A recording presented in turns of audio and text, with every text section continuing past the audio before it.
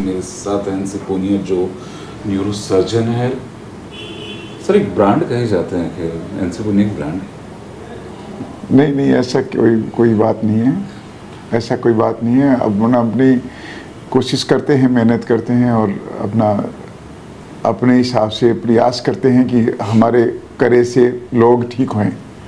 जो भी प्रयास है वो जो भी कुछ करते हैं वो लोगों के लिए करते हैं। बस एक ही ध्येय है कि अपन कुछ करें उससे किसी को सुकून मिले। हमारा हर कर्म लोगों के सुख और उसके लिए है कि अच्छे रहें। एक किसान का बेटा कैसे सर न्यूरो सर्जन की पढ़ाई की, किस तरह से आप आए अपने गांव से? जिस गांव से आता है ना, जैसे मैं ही हूँ सर, कि मैंने आपका इंटरव्यू देखा था सर, कि उसके अंदर आपने कहा था कि मुझे पता नहीं था कि बायोलॉजी क्या होती है। मैं बिल्कुल सही बता रहा हूँ कि मेरे को बिल्कुल पता नहीं था बायोलॉजी क्या होती है। बायोलॉजी मैंने मेरे जैसे सबसे पहले हम दिशनाऊ स्कूल में, हमारे गांव में मिडिल स्कूल नहीं थी, तो मिडिल स्कूल हमने दिशनाऊ से करी। उसके बाद में बगड़िया स्कूल में मेरा जो कजन ब्रदर था बड़ा, वो बायोलॉजी में था।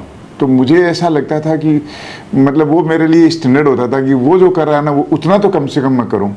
तो पहले तो मैं उसकी बराबरी करके, उसके पास बायोलॉजी थी तो मेरे को लगा कि मैं भी बायोलॉजी लूँ। मेरे को उन्होंने कहा भी, भाई साहब कहते थे हम जो प्रिंसिपल थे बगड़िया के उनको, तो वो बोले कि क्यों लेना चाहता है? मैंने कहा ये ताराचंद के पास में है इसलिए लेना चाहता हूँ। फिर बड़ी मुश्किलों से उन्होंने मेरी बात को माना और उन्होंने कहा कि देख तू अच्छा करेगा तो ही मैं तेरे को बायोलॉजी में रखूँगा, अदरवाइज मैं तुझे आर्ट्स में कर दूँगा। तो बाद में ही वो मेरे से खुश हुए कि नहीं तू अच्छा कर रहा है तो बायोलॉजी कर। तो इस तरह से तो मैंने बायोलॉजी ली। और उसके बाद जो भी आगे पढ़ा वो हर वक्त मेरे पिताजी की एक ही सेंटेंस था कि मैं तो कदे पढ़े को नहीं और तन कोई सी डिग्री छोड़नी को नहीं। मैंने एमबीबीएस करी।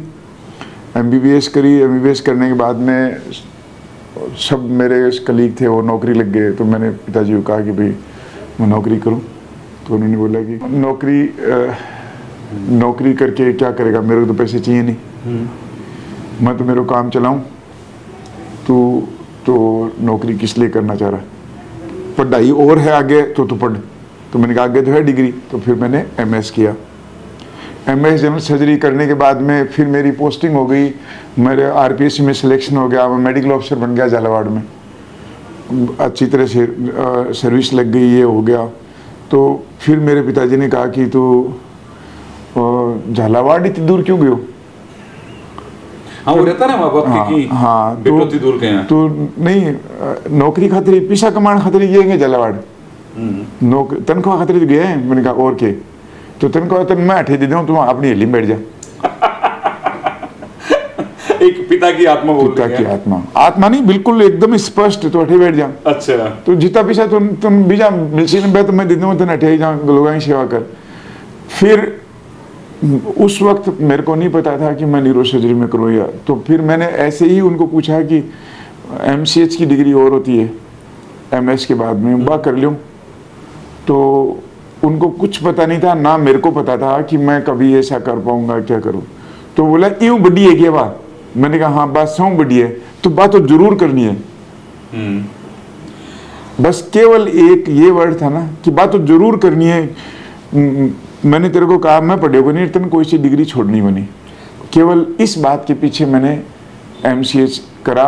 फिर एमसीएच में मैंने न्यूरो सर्जरी, मेरा एमसीएच में 3 ब्रांचेज में सिलेक्शन था, पीडियाट्रिक सर्जरी, प्लास्टिक सर्जरी और न्यूरो सर्जरी।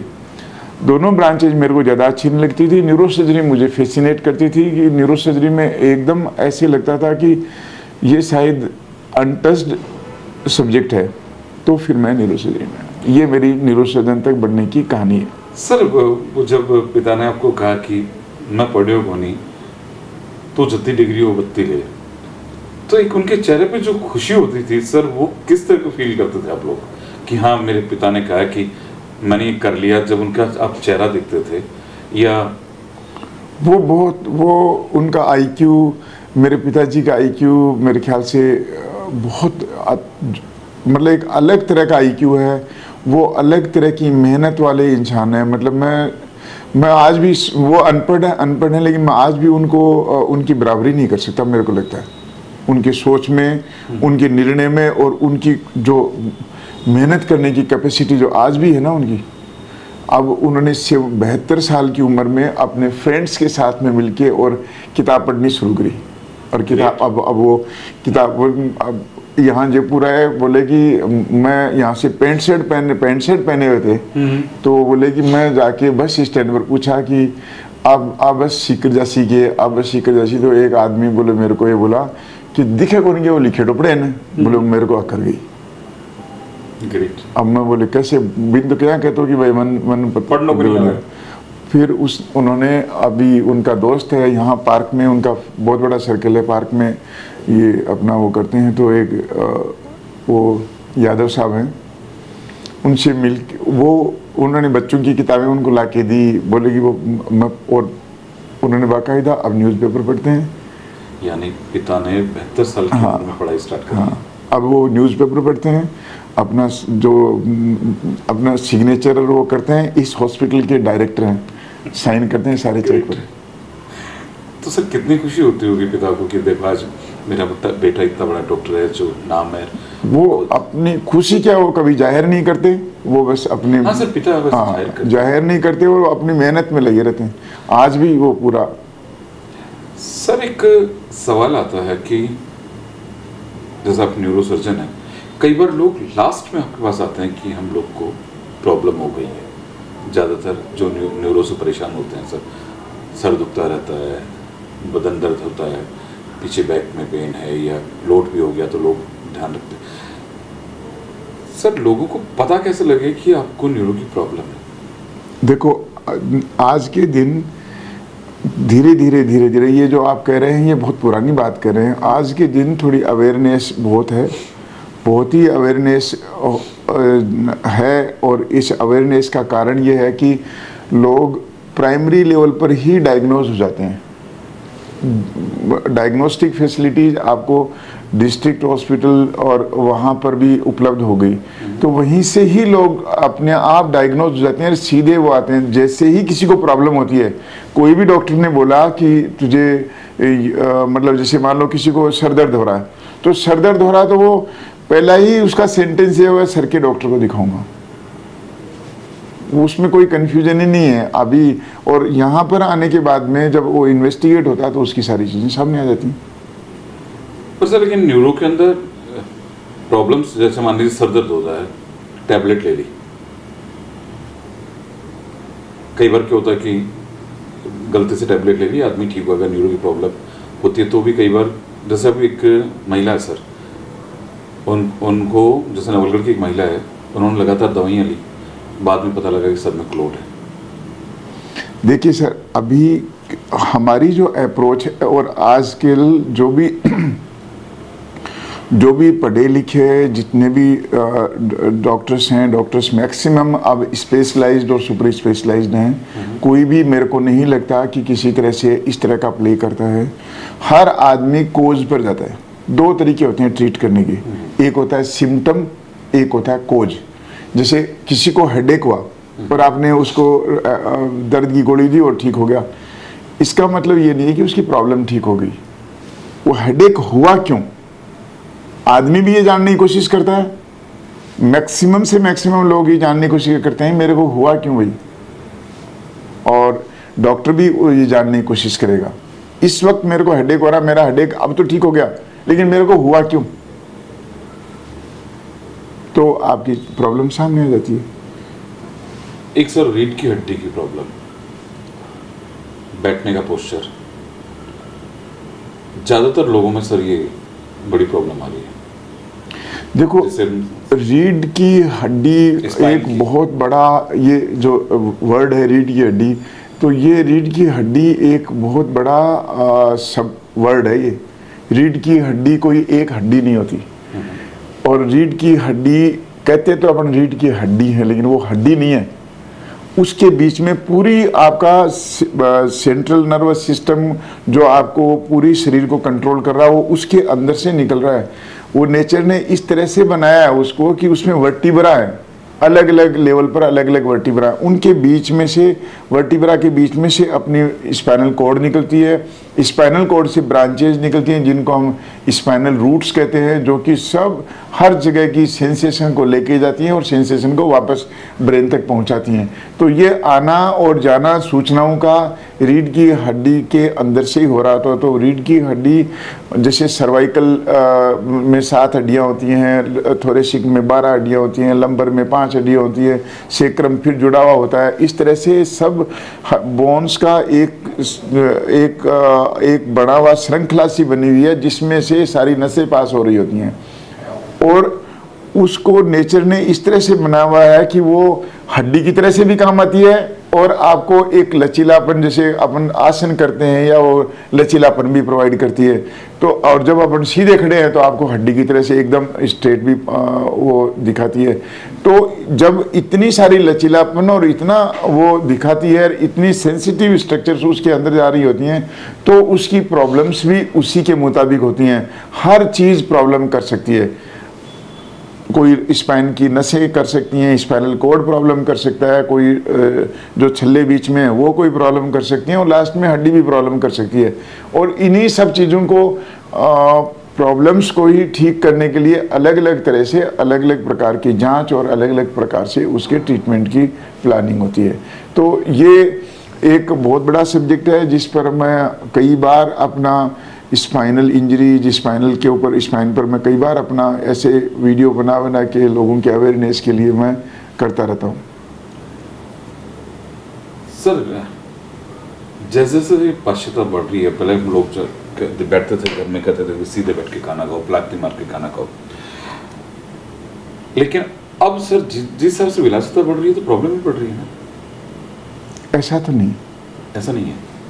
अभी तो धीरे धीरे जितनी अवेयरनेस बढ़ रही है, लोग सचेत हो रहे हैं, लोग अपने स्वास्थ्य का बहुत ध्यान रख रहे हैं, और आप देखेंगे कि लोगों की इसी ध्यान रख रहे हैं, इसी के पीछे ही पहले 58 वर्ष रिटायरमेंट की एज थी, धीरे धीरे 60 वर्ष हुई, अब मेडिकल में तो 65 वर्ष रिटायरमेंट की एज है, और 65 वर्ष यहाँ से रिटायर होने के बाद में लोग प्राइवेट में काम करते हैं, वहाँ 70 ईयर रिटायरमेंट की एज है। 70 ईयर तक तो आदमी ऐसे काम करता है जैसे वो आज का मतलब बिल्कुल यंग की तरह से बराबर काम करता है। तो पहले 70 ईयर कोई सोचता भी नहीं था काम करने की तो छूट, और 70 ईयर तो सर्वाइवल नहीं था। तो अभी ये केवल उसी के पीछे है कि लोगों की अंडरस्टैंडिंग बेटर हुई है, हर आदमी समझने लगा है। आप जितने भी सेंट्रल पार्क हैं ये है, आप देखेंगे तो कितने लोग घूम रहे हैं, कितने लोग आपको योगा करते हुए, आसन करते हुए कितने मिलेंगे। आप हर आदमी अपनी अवेयरनेस की वजह से और अपना लाइफ स्टाइल को इतना वो रखा हुआ है। पहले के ज़माने में ये था कि सर्दियों में लड्डू तो सबको खाने ही खाने हैं, वो सारी चीज़ें अब सबको समझ में आ गई कि वो खाना, पहले कहते थे कि ताकत होगी तो सब होगा, वो हकीकत में वो ताकत नहीं है, वो हकीकत में वो प्रॉब्लम थी, तो उनको दिक्कत करती थी। तो अब हर तरह से हर प्रकार की अंडरस्टैंडिंग जैसे जैसे डेवलप हो रही है, लोगों का जो रहन सहन है, बेटर लाइफ स्टाइल है, वो उल्टा मैं आपकी इस बात को ये कहूँगा कि ज़्यादा इम्प्रूव कर रही है। यानी जैसे जैसे बढ़ रही है अवेयरनेस बढ़ रही है, डायग्नोस्टिक फैसिलिटीज़ बढ़ रही हैं, लोग अपना जो रहने का, अपनी जो जीवन को बड़ा अच्छी तरह से जी रहे हैं। केवल इस जीवन में जो प्रॉब्लम्स जो हो रही हैं, जो मैक्सिमम प्रॉब्लम्स हम लोग फेस कर रहे हैं, वो 2 तरह की प्रॉब्लम्स फेस कर रहे हैं। एक तो trauma, just because of high speed की वजह से लोग थोड़ा सा कैजुअल होते हैं, तो वो एक तो ट्रॉमेटिक इंजरी ज़्यादा हो रही, एक चीज़। और दूसरा चीज़ वो ये है कि just because of lot of things, जो ये जो खाने में अडल्ट्रेशन है, ये है, और यूँ कहो कि कई बार अननोन कोज हैं, तो ये जो ट्यूमर्स है ये हैं, ये थोड़ा सा ये या डायग्नोस्टिक फैसिलिटीज़ की वजह से ज़्यादा हमें पता लग पा रहा है, जो डायग्नोज हो रही हैं, ये एक चीज़ सामने ज़्यादा आई है। यानी सबसे मेन प्रॉब्लम से हाँ। सर अभी आपने MS किया, उसी बात पे आते हैं क्यों जो बीच में आ गया। एमएस की सर आपने पहली सर्जरी की, आपके लिए हर सर्जरी एक नई होती है या हैबिचुअल हो गए यार अब जाना है करना है? ना, हर सर्जरी नई होती है, हर आदमी की अपनी प्रॉब्लम होती है। ये उस मतलब हर तरह से डेली एक चैलेंज होता है। सर्जन एक बहुत भयंकर स्ट्रेस वाली लाइफ है।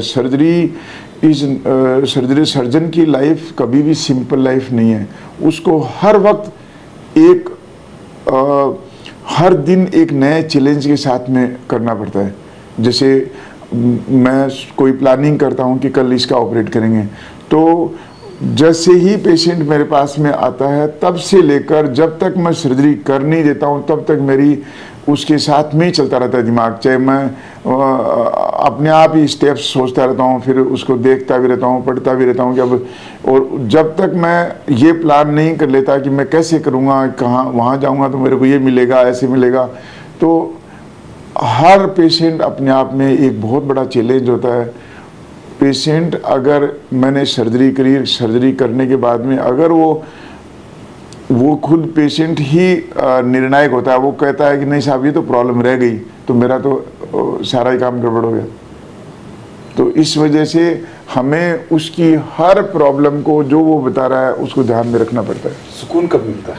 सुकून तब मिलता है जब वो ऑपरेट होके अच्छी तरह से और घर जाता है और उसके बाद टाँके खोल देते हैं, वो कहता है मैं अब बहुत बढ़िया हूँ। उस दिन से ज़्यादा अच्छा कोई दिन नहीं होता। आज पेशेंट को मैंने छुट्टी करा, डिस्चार्ज करा, वो पेशेंट वेंटिलेटर पर आया था, मैंने उसको बोलते हुए को आज छुट्टी कराया लड़के को।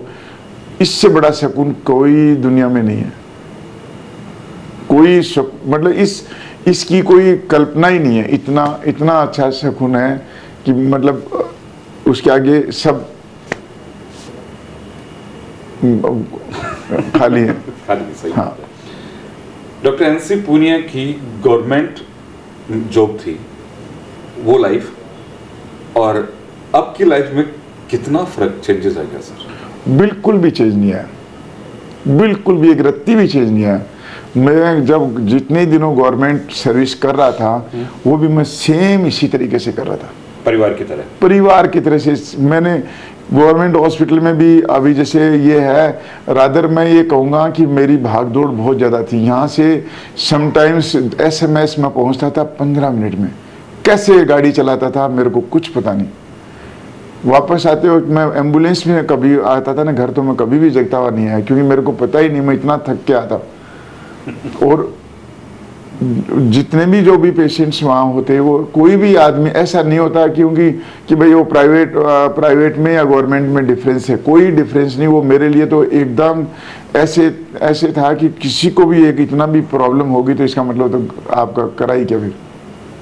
तो मेरी लाइफ में तो मुझे बिल्कुल कोई फर्क नहीं लगा। आज भी वैसे ही काम कर रहे हैं, उस दिन भी वैसे ही काम कर रहे थे। यानी फैमिली तो परेशान होती होगी टाइम पे नहीं आती? फैमिली परेशान नहीं होती, फैमिली का पूरा सपोर्ट होता है।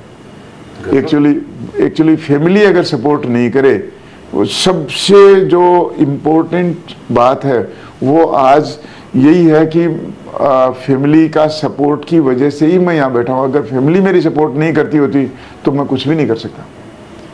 सारी जो श्रेय है वो पूरी फैमिली को श्रेय है, क्योंकि फैमिली मेरी वाइफ को आज ये भी पता है, मेरे को पूछती है कि क्या ऑपरेशन है, मैं कहता हूँ सेंट करके आ रहा हूँ, तो उसको पता है कि घंटे भर में फ्री हो जाऊंगा।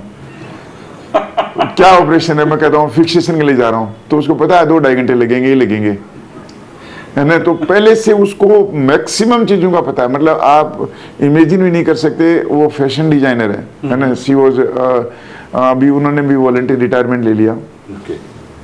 तो उसको सब सारी सर्जरी अच्छी तरह से पता है कि मैं कौन सी सर्जरी कब करता हूँ। वो आदि न्यूरोसर्जन है। अब मेरी बेटी गायनी में कर रही, आज उसकी नाइट ड्यूटी है। अब वो बच्चे, मेरी वाइफ को वो ये कहते हैं कि आप मतलब वो मोर देन डॉक्टर है, मतलब वो सब चीज़ें समझती है। तो बच्चों के अभी वो सिजेरियन कितने सिजेरियन है, वो पूछते हैं कितने सिजेरियन है कि रात को 6 सिजेरियन करे। 6 सिजेरियन करे तो फिर तो थक गई होगी। मतलब उसको ये पता है कि कितने सीजरियन में किस में क्या क्या करना है, किस में कितना टाइम लगना है, क्या नहीं लगना। मेरा बेटा अभी इंटर्नशिप कंप्लीट कर रहा है, तो उसको बच्चों को कैसे क्या करना है क्या नहीं करना मुझे नहीं दिमाग लगाना, वही सब कर लेती है। यानी आपकी मेन पावर वही है 100%। 100% वही होगी। अगर होम मिनिस्टर अगर सब चला ले, जब पूरा काम चली जाता है, उसी से ही चलता है। अदरवाइज आप कुछ नहीं, अकेले कुछ नहीं कर सकते, अकेले कुछ आपका कंसंट्रेशन ही नहीं होगा। अगर आपका किसी भी तरह से डिस्ट्रैक्शन है दिमाग में कंसंट्रेशन है, you can not work even. आप एक पेशेंट के लिए प्रेस्क्रिप्शन ही नहीं बना सकते जब तक आपका दिमाग में अगर एकाग्र नहीं हो, तो आप काम कर ही सकते नहीं। और एकाग्र होने के लिए परिवार का सपोर्ट सर्वोपरि है।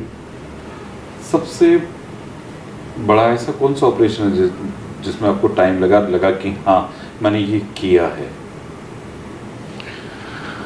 एक्चुअली हमारे तो हर ही ऑपरेशन बड़ा है, हर ही ऑपरेशन मतलब अपने आप में कोई भी काम मतलब चैलेंज से कम नहीं है। तो किसका नाम लें किसका नहीं लें, सारे ही ऐसे, हर चीज़ कोई का कभी टाइम लगा देता है, तो टाइम तो हमारे लिए कोई चीज़ है ही नहीं। टाइम तो मैं 10-10, 12-12 घंटे भी मेरा ऑपरेशन में लगते हैं, तो टाइम तो कोई चीज़ है ही नहीं। का टाइम को तो कभी कैलकुलेट करते ही नहीं हम लोग। हम तो केवल पेशेंट की रिकवरी को कम कैलकुलेट करते हैं कि पेशेंट शुड रिकवर, कितना भी टाइम लगा होगा लेकिन पेशेंट रिकवर करे। सर लोग आते हैं, गांव से भी आते हैं, तब अपने बच्चे को मतलब जहाँ आप रहे हैं, जिस गांव से आप राजपुरा से आते हैं, गांव के लोग आते हैं, तो वो अपने एक गांव के बच्चे को इतना बड़ा डॉक्टर बनता देखते हैं, क्योंकि इलाज कराने तो सभी आते हैं, क्योंकि प्रॉब्लम सबको आती है। तो सर वो भी उनको फक्र महसूस होता होगा कि हमारा बेटा है यहाँ पे। डेफिनेटली फक्र महसूस होना भी चाहिए। मैंने कभी नहीं किसी को पूछा, फक्र महसूस उनको होना भी चाहिए और होता भी होगा, और नहीं भी होता है तो वो सर मुझे तो हो रहा है मैं देखिए दूसरा लेकिन मैं कभी ये नहीं सोचता, कभी ये बड़ा छोटा हमारे कभी ये आता ही नहीं दिमाग में। मैं तो वो ये भी अभी भी वो भी मैं आपको एग्जांपल बताऊं, मेरी वाइफ को मैं ये जब रेजिडेंट था तो मैं कहता जब मैं सेकेंड ईयर हो जाऊंगा ना तो बहुत कम काम हो जाएगा। तो इस बार की प्रॉब्लम है, सेकेंड ईयर भी हो गया, फिर वो हो गया कि भाई एमसीएस जो कंप्लीट कर लेना, लेक्चर बनते थे, लेक्चर को तो क्या राउंड लेके जाना होता है। अब वो लेक्चरर भी बन गए, रीडर भी बन गए, प्रोफेसर भी बन गए, यूनिट हेड भी हो गए, और अल्टीमेटली फिर वॉलंटरी रिटायरमेंट भी ले लिया। हाँ। तो भी मेरी लाइफ वो ही रही फर्स्ट ईयर वाली सी। और आज अभी 13 साल हो गए मेरे को रिटायरमेंट लिए हुए। 13 ईयर्स हो गए? 13 साल हो गए मेरे को, 12 साल कंप्लीट हो गए। हाँ 13वां साल चालू हो गया, तो भी मेरी लाइफ वही है जो फर्स्ट ईयर में थी। मेरे को आज भी ऐसा लगता ही नहीं कि मैं रेजिडेंट नहीं हूँ, मेरे को ऐसा लगता है मैं तो रेजिडेंट ही हूँ और वैसे ही काम कर रहा हूँ। ऐसे ही काम कर रहा हूँ उसी तरीके से, वैसा का वैसा ही। ऐसा लगता ही नहीं कि क्या करें क्या नहीं करें। एक डॉक्टरी पेशे में अगर आदमी अलग काम करे तो चैलेंजेस बहुत आते हैं। चैलेंजेस हकीकत में डॉक्टरी पेशा ऐसा एक अलग तरह का प्रोफेशन है, इसमें केवल एक ही चैलेंज होता है, प्रॉब्लम का सॉल्यूशन। बस पेशेंट ठीक हो जाए, पेशेंट को जिसको आपने हाथ लगाया वो ठीक हो जाए, उसके अलावा सारे चैलेंज अपने आप सेटल हो जाते हैं। केवल एक ही चीज़ चाहिए कि आपने जिसको आपने हाथ लगाया वो अच्छा हो जाए, और कोई चैलेंज, कुछ भी चैलेंज नहीं। जैसे कोई कितने भी प्रॉब्लम्स होंगी, सारी प्रॉब्लम अपने आप स्वतः ठीक होती है, केवल पेशेंट की प्रॉब्लम आपको ठीक करना है। ये बहुत बड़ी बात होती है कि डॉक्टर साहब ने कहा कि चैलेंजेस आते रहते हैं, लेकिन सबसे बड़ा चैलेंज ये होता है कि पेशेंट अगर मेरे पास आया हो, अब इन्होंने कहा कि पेशेंट वेंटिलेटर से पे आया और जब ठीक हो के गया तो एक सुकून मिलता है, चैलेंजेस अपने आप खत्म हो जाते हैं। भाई चैलेंजेस बिना तो दुनिया है चलती नहीं। चैलेंजेस तो होते ही होते, पर अपने आप सेटल भी होते रहते हैं। आपको किसी चैलेंज के लिए परेशान होने की जरूरत ही नहीं है। इसमें क्या चैलेंज होगा, कोई मतलब अपन सोचो तो किसी आदमी के लिए क्या चैलेंज होगा, क्या होगा चैलेंज? चैलेंज यही होगा कि भाई ले भाई इसका ये कर दो, या आज बिजली नहीं आ रही तो जनरेटर लगा दो, जनरेटर नहीं हो तो वो लगा दो, यही तो है ना। तो आपके पास भी आपको ये आप अपना पेशेंट्स ठीक हो रहे हैं, आप अपना काम कर रहे हो तो जनरेटर भी लग जाएंगे, सब अपने आप होते जाएंगे, आपके चारों तरफ लोग हैं वो करते रहेंगे, आपको तो कंसंट्रेट पेशेंट पर करना है। डॉक्टर एनसी पुनिया अपने आप को कहाँ मापते हैं सर? बिल्कुल धरातल पर, बिल्कुल एकदम सबके साथ आम। आपने हमसे बात की सर, आगे भी समय दे दीजिएगा, जरूरत पड़ेगी तो। थैंक यू सर, नमस्कार।